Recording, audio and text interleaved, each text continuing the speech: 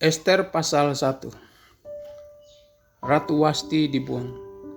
Pada zaman Ahasverus, dialah Ahasverus yang merajai 127 daerah mulai dari India sampai ke Ethiopia. Pada zaman itu ketika Raja Ahasverus bersemayam di atas tahta kerajaannya di dalam benteng Susan. Pada tahun yang ketiga dalam pemerintahannya, diadakanlah oleh Baginda perjamuan bagi semua pembesar dan pegawainya, tentara Persia dan Media, kaum bangsawan dan pembesar daerah hadir di hadapan Baginda. Di samping itu Baginda memamerkan kekayaan kemuliaan kerajaannya dan keindahan kebesarannya yang bersemarak berhari-hari lamanya sampai 180 hari. Setelah genap hari-hari itu, maka raja mengadakan perjamuan lagi 7 hari lamanya bagi seluruh rakyatnya yang terdapat di dalam benteng Susan, daripada orang besar sampai kepada orang kecil, bertempat di pelataran yang ada di taman istana kerajaan. Di situ tirai mirai daripada kain lenan, mori halus dan kain ungu tua yang terikat dengan tali lenan halus dan ungu muda bergantung pada tombol-tombol perak di tiang-tiang marmer putih, sedang katil emas dan perak ditempatkan di atas lantai walam marmer putih. Gewang dan pelinggam minuman dihidangkan dalam piala emas yang beraneka warna, dan anggurnya ialah anggur minuman raja yang berlimpah-limpah sebagaimana layak bagi raja. Adapun aturan minum ialah tiada dengan paksa, karena beginilah disyaratkan raja kepada semua bentera dalam supaya mereka berbuat menurut keinginan tiap-tiap orang. Juga Wasti sang ratu mengadakan perjamuan bagi semua perempuan di dalam istana Raja Ahasverus. Pada hari yang ketujuh, ketika raja riang gembira hatinya karena minum anggur, bertitalah Baginda kepada Mehuman, Bista, Harbona, Bigta, Habagta, Setar, dan Karkas, yakni ketujuh sida-sida yang bertugas di hadapan Raja Ahasverus, supaya mereka membawa Wasti sang ratu dengan memakai mahkota kerajaan menghadap raja untuk memperlihatkan kecantikannya kepada sekalian rakyat dan pembesar-pembesar, karena sang ratu sangat elok rupanya. Tetapi Ratu Wasti menolak untuk menghadapi menurut titah raja yang disampaikan oleh sida-sida itu, sehingga sangat geramlah raja dan berapi-apilah murkanya. Maka bertanyalah raja kepada orang-orang arif bijaksana, orang-orang yang mengetahui kebiasaan zaman, karena demikianlah biasanya masalah-masalah raja dikemukakan kepada para ahli undang-undang dan hukum. Adapun yang terdekat kepada Baginda ialah Kersena, Setar, Atmata, Tarsis, Meres, Marsena, dan Memukan, ketujuh pembesar Persia dan Media yang boleh memandang wajah raja dan mempunyai kedudukan yang tinggi di dalam kerajaan. Tanya raja apakah yang harus diperbuat atas Ratu Wasti menurut undang-undang, karena tidak dilakukannya titah Raja Ahasverus yang disampaikan oleh sida-sida. Maka sembah Memukan di hadapan raja dan para pembesar itu, Wasti sang ratu bukan bersalah kepada raja saja, melainkan juga kepada semua pembesar dan segala bangsa yang di dalam segala daerah Raja Ahasverus, karena kelakuan sang ratu itu akan merata kepada semua perempuan, sehingga mereka tidak menghiraukan suaminya. Apabila diceritakan orang Raja Ahasverus menitahkan supaya Wasti sang ratu dibawa menghadap kepadanya, tetapi ia tidak mau datang, Pada hari ini juga istri para pembesar raja di Persia dan Media yang mendengar tentang kelakuan sang ratu akan berbicara tentang hal itu kepada suaminya, sehingga berlarut-larutlah penghinaan dan kegusaran. Jika baik pada pemandangan raja, hendaklah dikeluarkan satu titah kerajaan dari hadapan baginda dan dituliskan di dalam undang-undang Persia dan Media, sehingga tidak dapat dicabut kembali, bahwa Wasti dilarang menghadap Raja Ahasveros, dan bahwa raja akan mengaruniakan kedudukannya sebagai ratu kepada orang lain yang lebih baik daripadanya. Bila keputusannya diambil, raja kedengaran di seluruh kerajaannya, alangkah besarnya kerajaan itu, maka semua perempuan akan memberi hormat kepada suami mereka, dan pada orang besar sampai kepada orang kecil. Usul itu dipandang baik oleh raja serta para pembesar. Jadi bertindaklah raja sesuai dengan usul memukan itu. Dikirimkanlah oleh baginda surat-surat ke segenap daerah kerajaan, setiap-tiap daerah menurut tulisannya dan tiap-tiap bangsa menurut bahasanya. Bunyinya, siapa laki-laki harus menjadi kepala dalam rumah tangganya dan berbicara menurut bahasa bangsanya.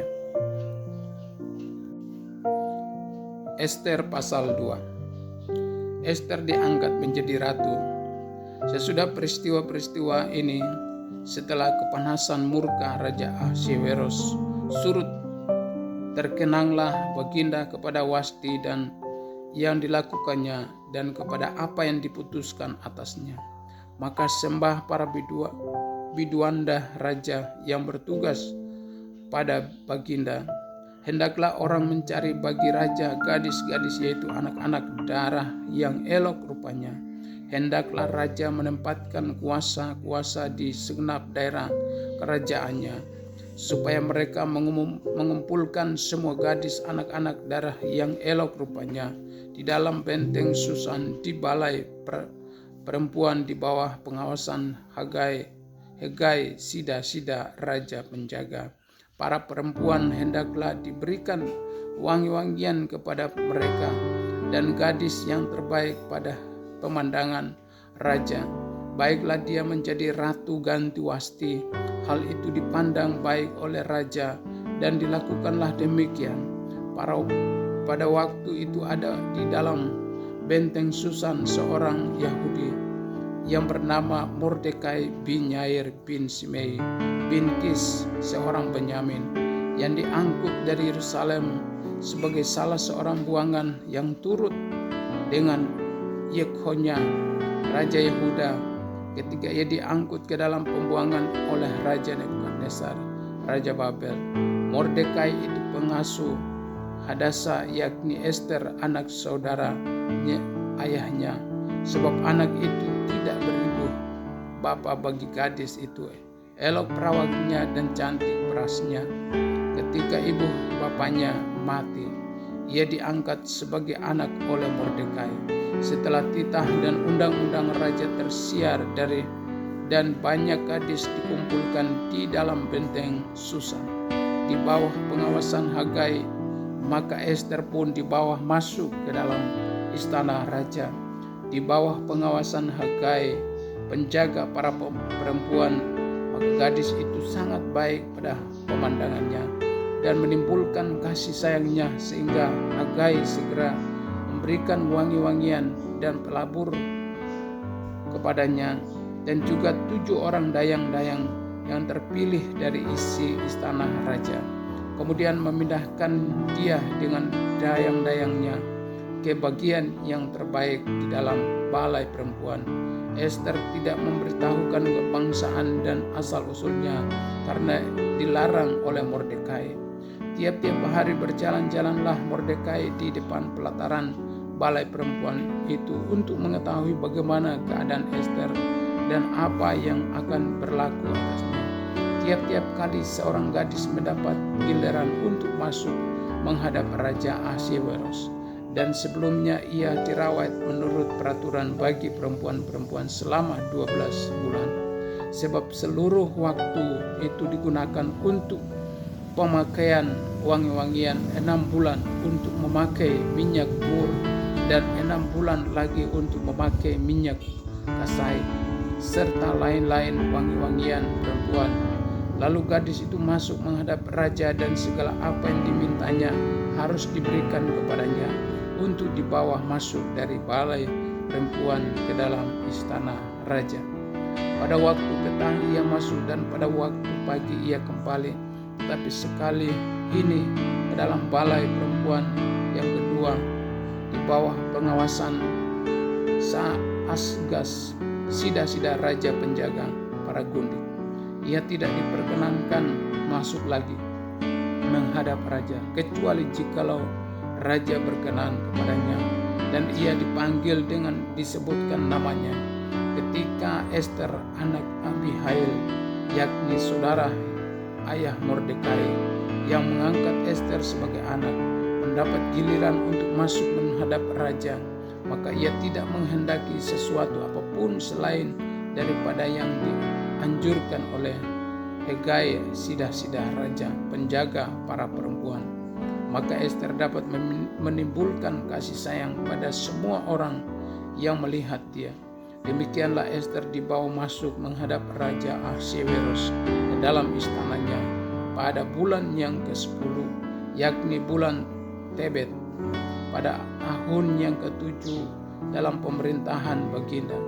Maka Ester dikasihi oleh Baginda lebih daripada semua perempuan lain, dan ia beroleh sayang dan kasih Baginda lebih daripada semuanya anak darah lain, sehingga Baginda mengenakan mahkota kerajaan ke atas kepalanya dan mengangkat dia menjadi ratu ganti wasti.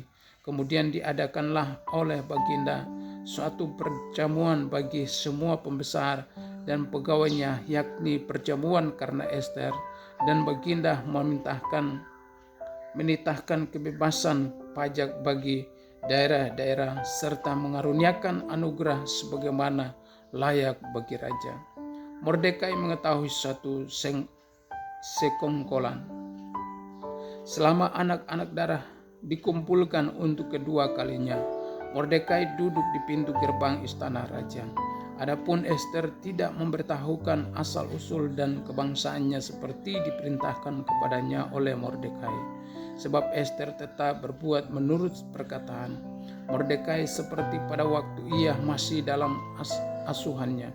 Pada waktu itu ketika Mordekai duduk di pintu gerbang istana raja, sakit hatilah Bigtan dan Teres, 2 orang sida-sida saja raja yang termasuk golongan penjaga pintu. Lalu berikhtiarlah mereka untuk membunuh Raja Ahasverus.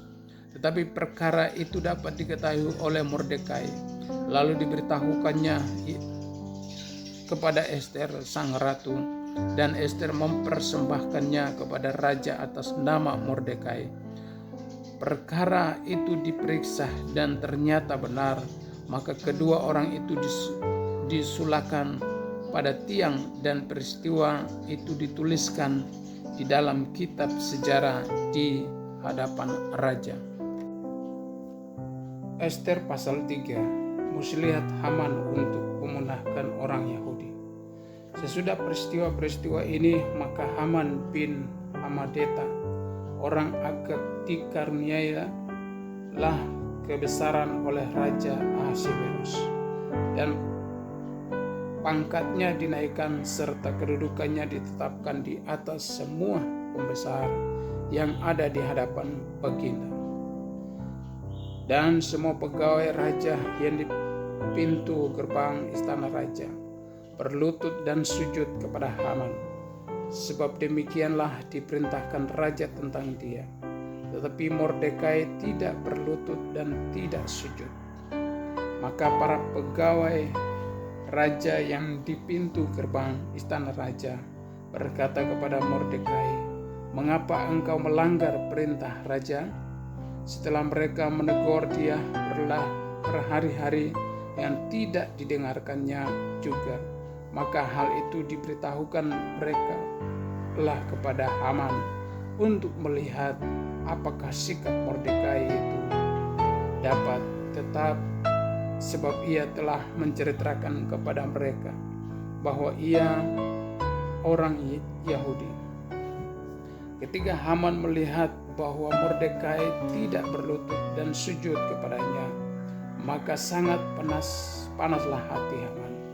Tapi ia menganggap dirinya terlalu hina untuk membunuh hanya Mordekai saja, karena orang telah memberitahukan kepadanya kebangsaan Mordekai itu. Jadi Haman mencari ikhtiar memunahkan semua orang Yahudi, yakni bangsa Mordekai itu, di seluruh kerajaan Ahasiweros.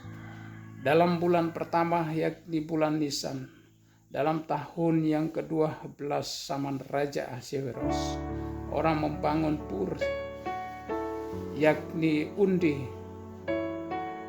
dan di depan Haman hari demi hari dan bulan demi bulan sampai jatuh pada bulan yang ke-12, yakni bulan Adar. Maka sembah Haman kepada Raja Ahasiweros. Ada suatu bangsa yang hidup bercerai-berai dan terang di antara bangsa-bangsa di dalam seluruh daerah kerajaan Tuanku. Dan hukum mereka berlainan dengan hukum segala bangsa, dan hukum raja tidak dilakukan mereka, sehingga tidak patut bagi raja membiarkan mereka leluasa. Jikalau baik pada pemandangan raja, hendaklah dikeluarkan surat titah untuk membinasakan mereka. Maka hamba akan menimbang perak 10.000 talenta dan menyerahkannya kepada tangan para pejabat yang bersangkutan, supaya mereka memasukkannya ke dalam perbendaharaan raja. Maka raja mencabut cincin meterainya dari jarinya, lalu diserahkannya kepada Haman bin Hamadeta, orang Agag, seteru orang Yahudi itu. Kemudian titah raja kepada Haman, perak itu terserah kepadamu, juga bangsa itu untuk kau perlakukan seperti yang kau pandang baik. Maka dalam bulan yang pertama, pada hari yang ke-13, dipanggillah para panitera raja. Lalu sesuai dengan segala yang diperintahkan Haman, ditulislah surat kepada wakil-wakil raja, kepada setiap bupati yang menguasai daerah, dan kepada setiap pembesar bangsa, yakni kepada tiap-tiap daerah menurut tulisannya, dan kepada tiap-tiap bangsa menurut bahasanya. Surat itu ditulis atas nama Raja Ahasiweros dan dimeterai dengan cincin meterai raja. Surat-surat itu dikirimkan dengan perantaraan pesuruh-pesuruh cepat ke segala daerah kerajaan, supaya dipunahkan, dibunuh, dan dibinasakan semua orang Yahudi daripada yang muda sampai kepada yang tua, bahkan anak-anak dan perempuan-perempuan, pada satu hari juga, pada tanggal 13 bulan yang ke-12, yakni bulan Adar, dan supaya dirampas harta milik mereka. Salinan surat itu harus diundangkan di dalam tiap-tiap daerah, lalu diumumkan kepada segala bangsa, supaya mereka bersiap-siap untuk hari itu. Maka dengan tergesa-gesa berangkatlah pesuruh-pesuruh cepat itu atas titah raja, dan undang-undang itu dikeluarkan di dalam benteng Susan. Sementara itu raja serta Haman duduk minum-minum, tetapi kota Susan menjadi gempar. Ester pasal 4. Usaha Mordekai untuk menolong orang Yahudi. Setelah Mordekai mengetahui segala yang terjadi itu, ia mengoyakkan pakaiannya, lalu memakai kain kabung dan abu, kemudian keluar berjalan di tengah-tengah kota sambil melolong-lolong dengan nyaring dan pedih. Dengan demikian datanglah ia sampai ke depan pintu gerbang istana raja. Karena seorang pun tidak boleh masuk pintu gerbang istana raja dengan berpakaian kain kabung.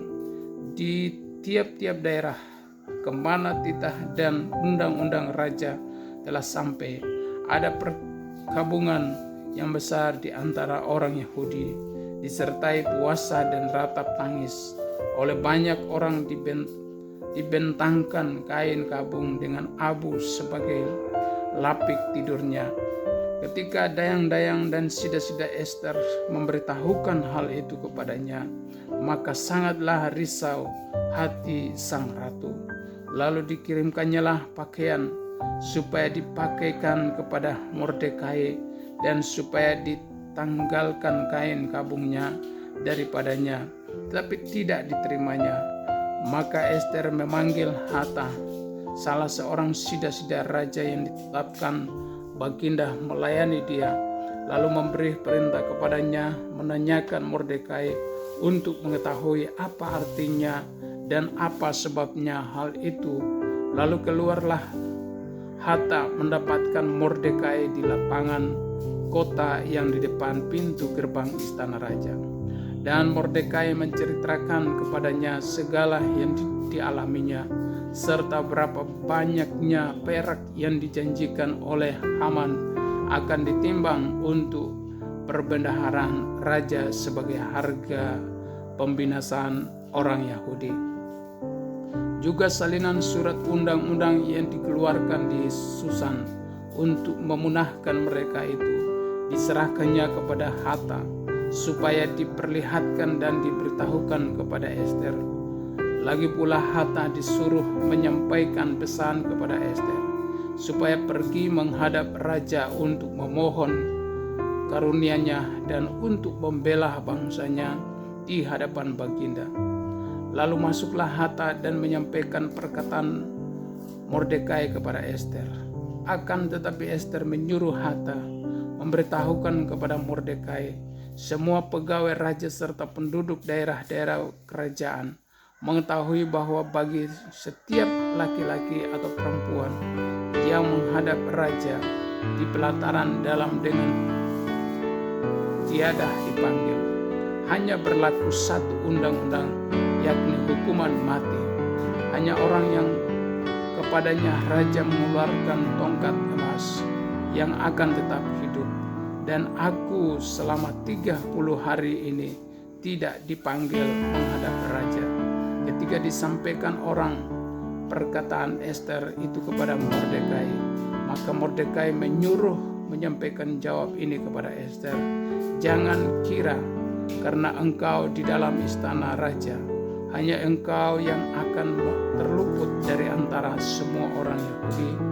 Sebab sekalipun engkau pada saat ini berdiam dari diri saja, bagi orang Yahudi akan timbul juga pertolongan dan kelepasan dari pihak lain, dan engkau dengan kaum keluargamu akan binasa. Siapa tahu mungkin justru untuk saat yang seperti ini engkau beroleh kedudukan sebagai ratu. Maka Ester menyuruh menyampaikan jawab ini kepada Mordekai. Pergilah, kumpulkanlah semua orang Yahudi yang terdapat di Susan dan berpuasalah untuk aku. Janganlah makan dan janganlah minum 3 hari lamanya, baik waktu malam baik waktu siang. Aku serta dayang-dayangku pun akan berpuasa demikian, dan kemudian aku akan masuk menghadap raja. Sungguh pun berlawanan dengan undang-undang. Kalau terpaksa aku mati, biarlah aku mati. Maka pergilah Mordekai dan diperbuatnyalah tepat seperti yang dipesankan Ester kepadanya. Ester pasal 5. Ester menghadap raja. Pada hari yang ketiga Ester mengenakan pakaian ratu. Lalu berdirilah ia di pelataran dalam istana raja, tepat di depan istana raja. Raja bersemayam di atas tahta kerajaan di dalam istana, berhadapan dengan pintu istana itu. Ketika raja melihat Ester sang ratu berdiri di pelataran, Berkenanlah raja kepadanya, sehingga raja mengeluarkan tongkat emas yang di tangannya ke arah Ester. Lalu mendekatlah Ester dan menyentuh ujung tongkat itu. Tanya raja kepadanya, "Apa maksudmu, hai Ratu Ester, dan apa keinginanmu? Sampai setengah kerajaan sekalipun akan diberikan kepadamu." Jawab Ester, "Jikalau baik pada pemandangan raja, datanglah kiranya raja dengan Haman pada hari ini ke perjamuan yang diadakan oleh hamba bagi raja." Maka titah raja, "Suruhlah Haman datang dengan segera, supaya kami memenuhi permintaan Ester." Lalu raja datang dengan Haman ke perjamuan yang diadakan oleh Ester. Sementara minum anggur, bertanyalah raja kepada Ester, "Apakah permintaanmu? Niscaya akan dikabulkan, dan apakah keinginanmu? Sampai setengah kerajaan sekalipun akan dipenuhi." Maka jawab Ester, "Permintaan dan keinginan hamba ialah, jikalau hamba mendapat kasih raja, dan jikalau baik pada pemandangan raja mengabulkan permintaan serta memenuhi keinginan hamba, datang pulalah kiranya raja dengan Haman ke perjamuan yang akan hamba adakan bagi raja dan Haman, maka besok akan hamba lakukan yang dikehendaki raja." Haman menyuruh mendirikan tiang penyulan untuk Mordekai. Pada hari itu keluarlah Haman dengan hati riang, dengan gembira. Tetapi ketika Haman melihat Mordekai ada di pintu gerbang istana raja, tidak bangkit dan tidak bergerak menghormati dia, maka sangat panaslah hati Haman kepada Mordekai. Tetapi Haman menahan hatinya, lalu pulanglah ia ke rumahnya dan menyuruh datang sahabat-sahabatnya dan Seres istrinya. Maka Haman menceritakan kepada mereka itu besarnya kekayaannya, banyaknya anaknya laki-laki, dan segala kebesaran yang diberikan raja kepadanya, serta kenaikan pangkatnya di atas para pembesar dan pegawai raja. Lagi kata Haman, tambahan pula tiada seorang pun diminta oleh Ester, sang ratu, untuk datang bersama-sama dengan raja ke perjamuan yang diadakannya, kecuali aku, dan untuk besok pun aku diundangnya bersama-sama dengan raja. Akan tetapi semuanya itu tidak berguna bagiku selama aku masih melihat si Mordekai, si Yahudi itu, duduk di pintu gerbang istana raja. Lalu kata Seres istrinya dan semua sahabatnya kepadanya, "Suruhlah orang membuat tiang yang tingginya 50 hasta, dan persembahkanlah besok pagi kepada raja, supaya Mordekai disulahkan orang pada tiang itu. Kemudian dapatlah engkau dengan bersuka cita pergi bersama-sama dengan raja ke perjamuan itu." Hal itu dipandang baik oleh Haman, lalu ia menyuruh membuat tiang itu.